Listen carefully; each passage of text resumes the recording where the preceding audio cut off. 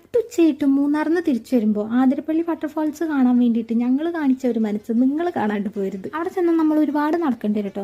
നടന്ന് ഇവിടെ എത്തി. എന്നിട്ട് ഞങ്ങൾ അങ്ങോട്ട് ഇറങ്ങിയില്ല, അവിടെ ഇറങ്ങി തിരിച്ചു വന്നാൽ മതിയായിരുന്നു. അപ്പോൾ വെള്ളച്ചാട്ടം കണ്ടിറങ്ങും. എന്താ അഹങ്കാരം. എന്നിട്ട് ഇത്രയും ദൂരം നടന്ന് ഞങ്ങൾ വെള്ളച്ചാട്ടം കാണാൻ പോയി. കണ്ടോ ആ ഒരു സ്നേഹം. ന്യൂലി വെഡഡ് കപ്പിൾസ് തന്നെ, പക്ഷെ 2 കുട്ടികളുണ്ട്.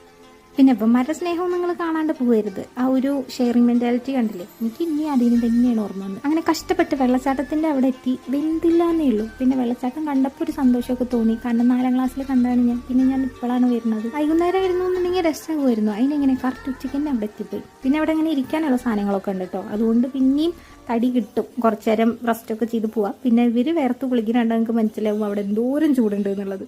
പിന്നെ അവരുടെ ഈ സ്കീം എനിക്ക് ഇഷ്ടപ്പെട്ടു കേട്ടോ. നമ്മൾ അതിൻ്റെ ഉള്ളിൽ നിന്ന് വെള്ളം വാങ്ങിച്ച് തിരിച്ചിറങ്ങുമ്പോൾ ആ കുപ്പി തിരിച്ചു കൊടുത്താൽ അവർ നമുക്ക് 10 രൂപ തരും. വേസ്റ്റ് മാനേജ്മെന്റ്, അത് കൊള്ളാം. അങ്ങനെ കഷ്ടപ്പെട്ട് ബുദ്ധിമുട്ടി തിരിച്ചിറങ്ങി ഞങ്ങൾ വീട്ടിലേക്ക് പോയി. Tata bye bye, see U.